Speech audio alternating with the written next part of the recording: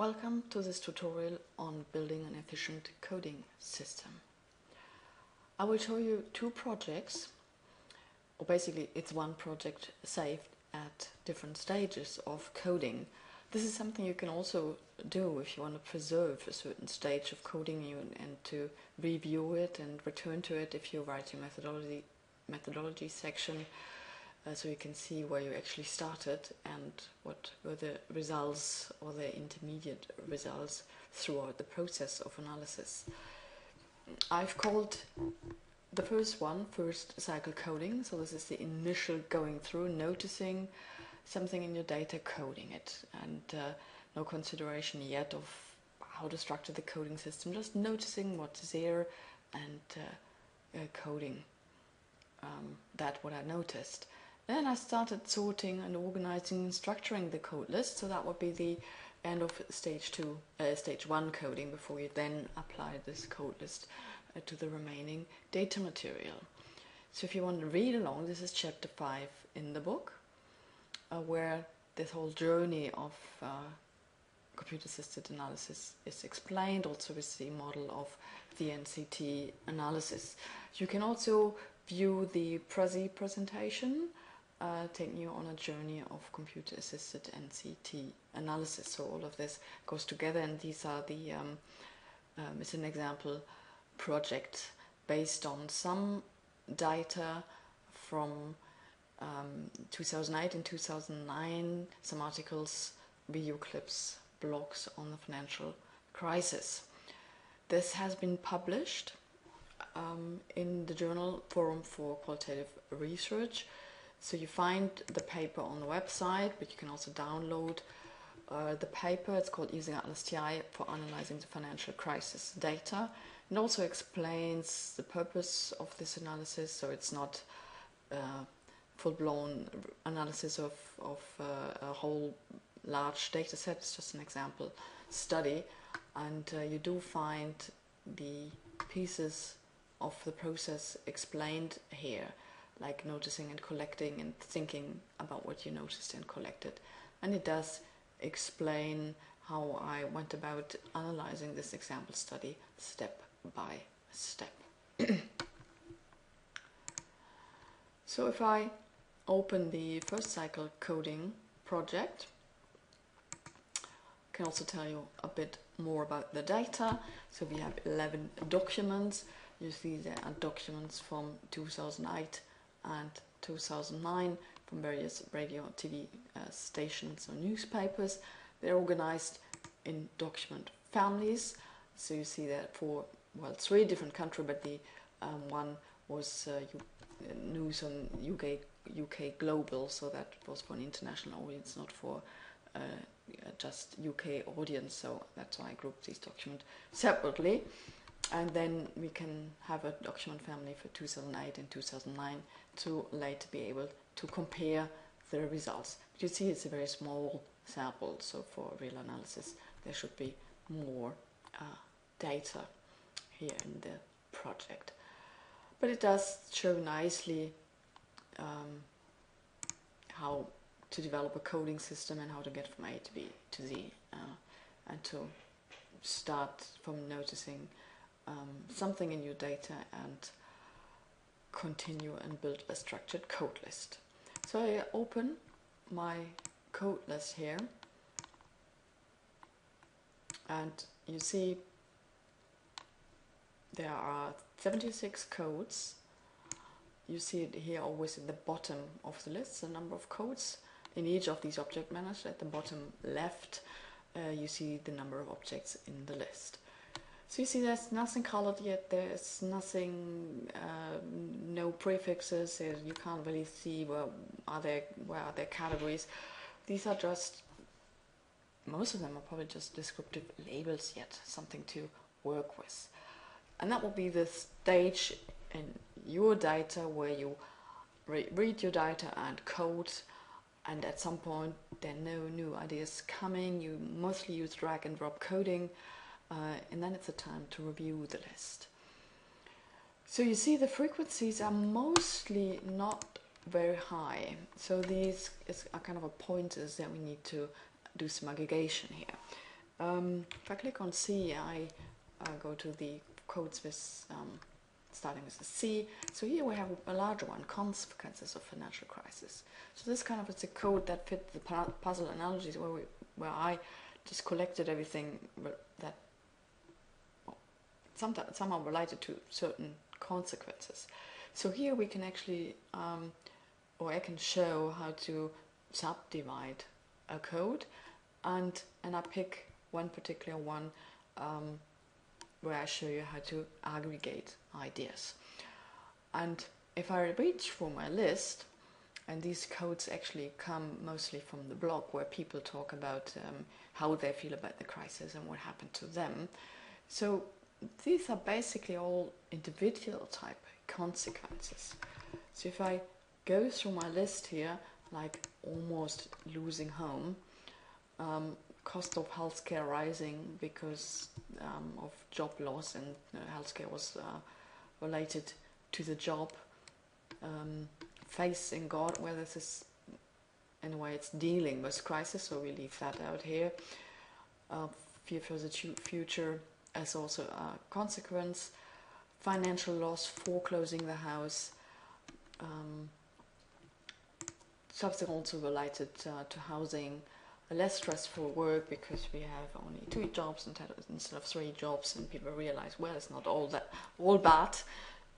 So these are all individual consequences. So how do I collect them now? I do use a code family now, but the code family does not become the category. I just use the code family purely for functional ways in order to set it as filters. So most of the time code families serve very well as filters. So I go into the code family manager now, where I create a family, individual consequences, and individual consequences. And now I collect all these codes which I already mentioned. I go through cost of healthcare,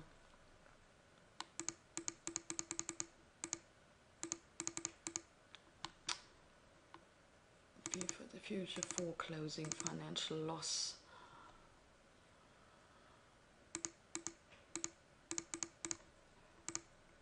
housing, small and less stressful work, looking for any kind of job, losing the job. So very coded very close to the data.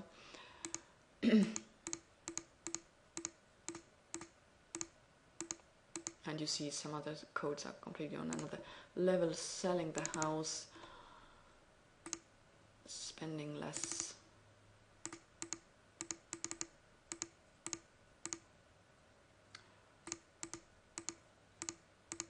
uncertainty.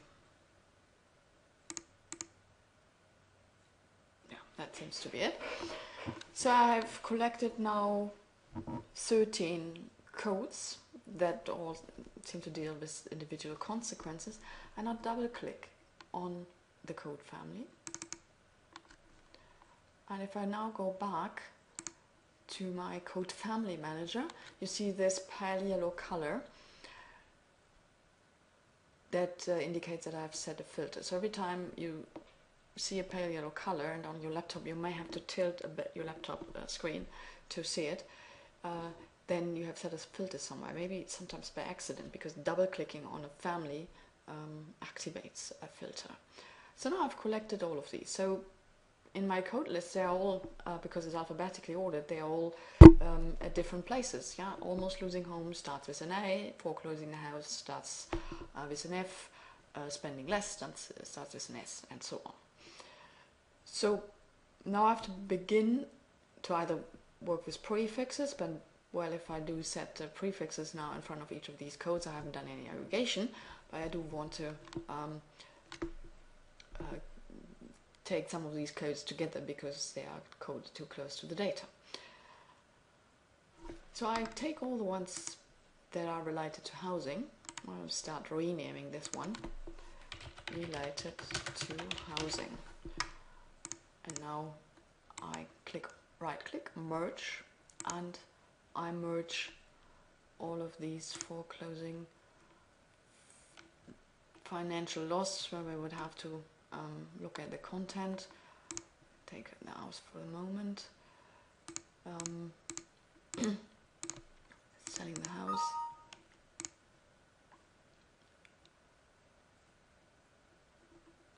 Yeah, that's let's take, sometimes you have to, of course, not only look at the labels.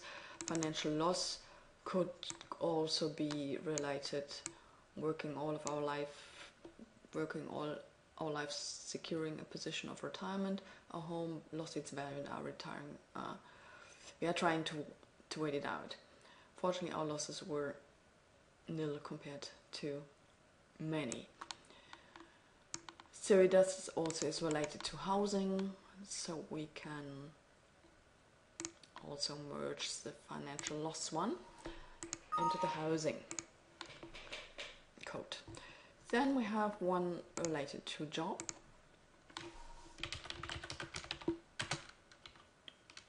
Let's work. Merge codes, losing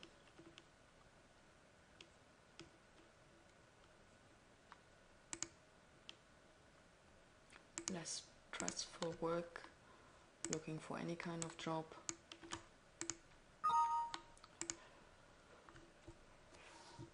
Then we have some behavior change, well, that's an attitude change, basically.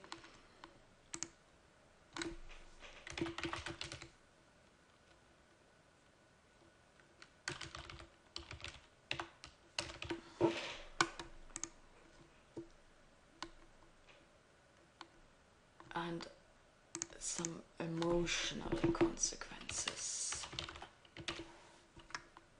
Emotional. So then I have uncertainty also. Merge.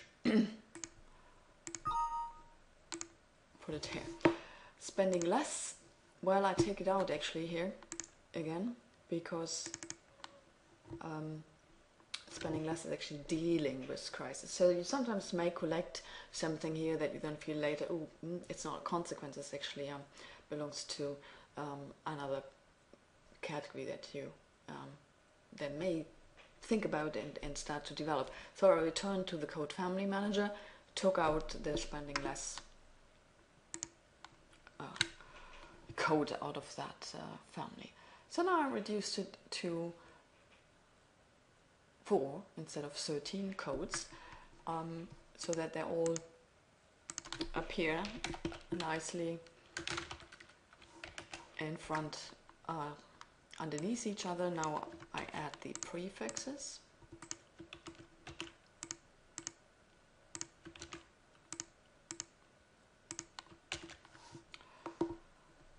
And I also add a new code, which I now write in capital letters, individual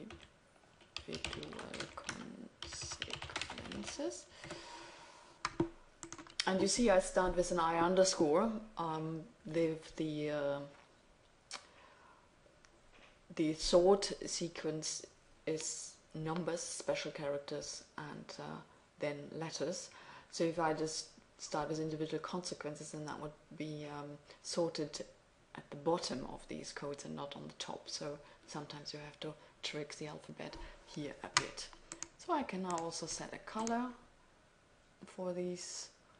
I'll take red, for example, and take out the filter. The easiest way to take out the filter is via the extras menu, extras, reset all filters. And now I see it's almost nicely sorted. Well, I just put it belongs somewhere else, so that would be sorted into another category at some point, or be merged with some other codes. I put an asterisk now here, because that means if I click F5, then that resorts the list. This is put on top of the list for now. So I see at least I've started to build my first category here by aggregating some ideas. And now the words change of attitude, emotional, related to housing, related to work, are on a more aggregate level than the codes I had before. So that would be one side of it if you need to aggregate. The other way around, if you have collected a lot, as I did here with my consequence code, consequences of financial crisis, well, now we have to read what we have collected there. And so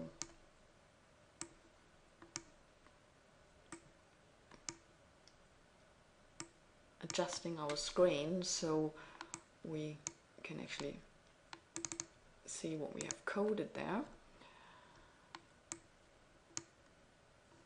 So you now have to read through what you have coded there, and well, it might also be easier to create an output. Restoring both lending and confidence will not be easy. So this is an audio quote, it was an audio quote, and some other text quotes. So you can read in context, or you may as well take produce an output, quotations for selected code, including comments. If you have written comments, well, that might be good to read them here as well. And then I have now all of these quotations in an editor, can read through it, take some notes, and think about what kind of subcategories might be in here. After I've done that, I read through it, and I could note it down in a memo, I can note it down on a piece of paper. And let's now pretend I read through this and I realized, okay, there's something about the economy, there's something about political parties, and the government, where the consequences for governments and for the financial market. So these are my 4 subcategories here. So I need to enter these subcategories here now. A good way to enter new codes that's a bit more convenient than entering one code one by one is using the memo function. And so I tried a free memo, called it code list, which you might also want to use for creating other subcategories.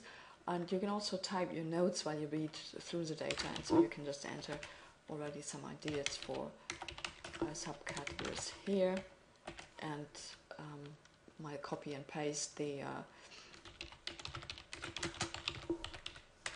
prefix. It's a longer one: parties, consequences for governments, and consequences for the financial markets.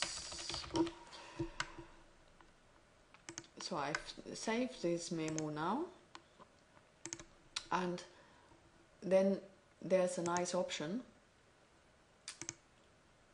under miscellaneous where you can create codes from selected memo. So I enter these codes here now, so they're imported, and I have them here in my list. So I have to use my little trick here, consequences, F5 to resort.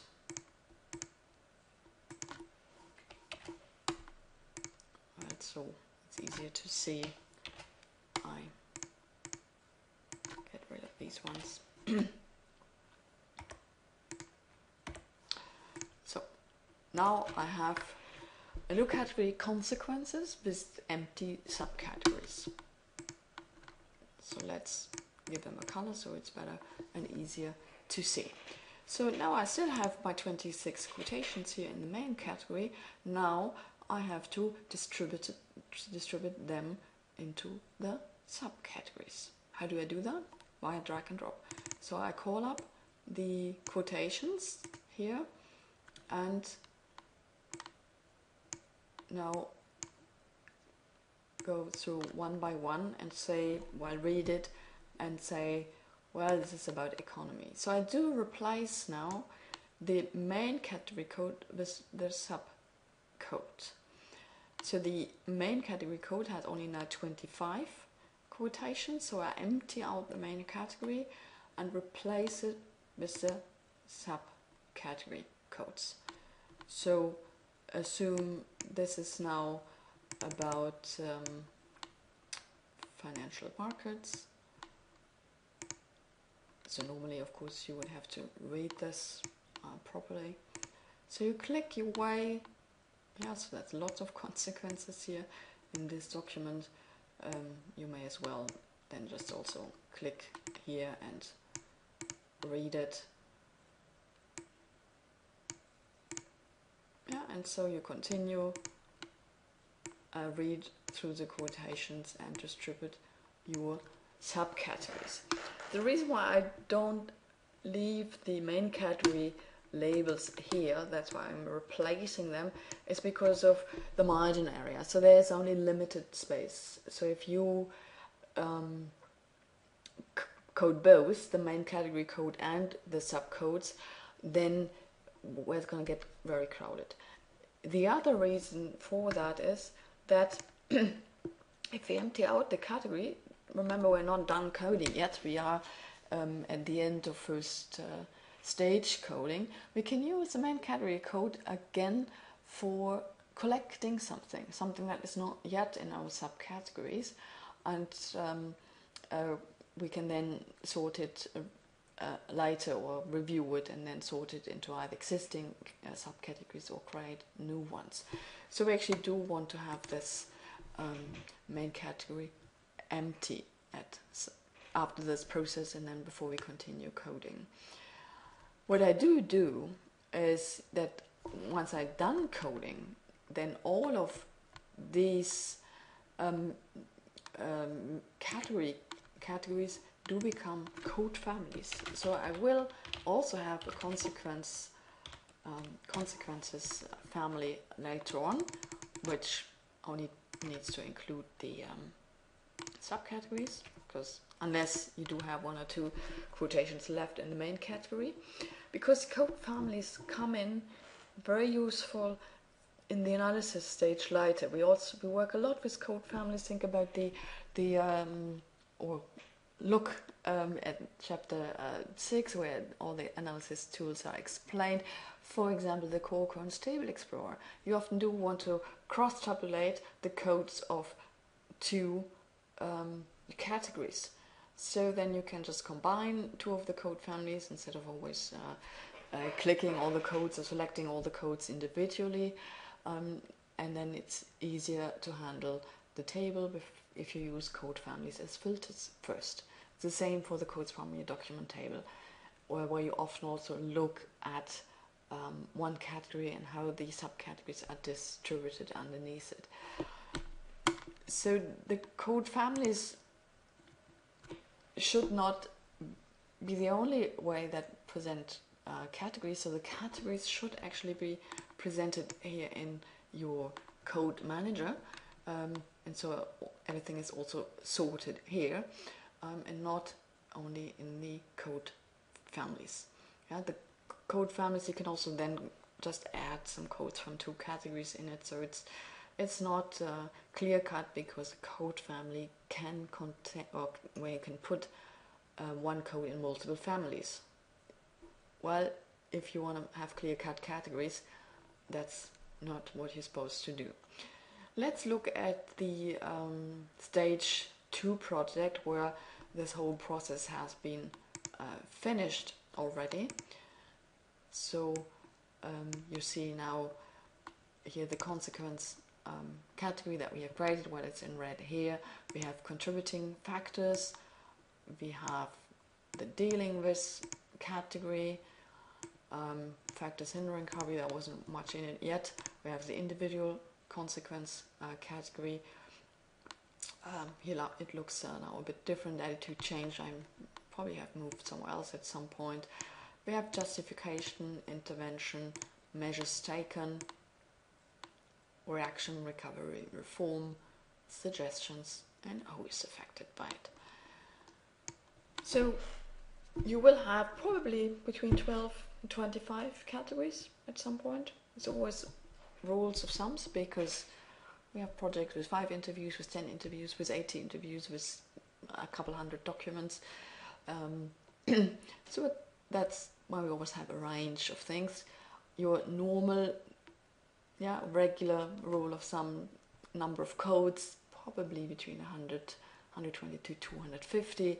There might be projects with 300 to 400 codes. It all depends. Take a look at, once the data is coded, at the frequencies as a point of orientation. That doesn't mean that all codes that have a low frequency have to be aggregated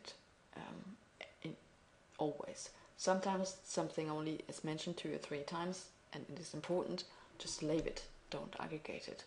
Or you need to collect some more data because your current data or body of data is quite thin on that certain aspect.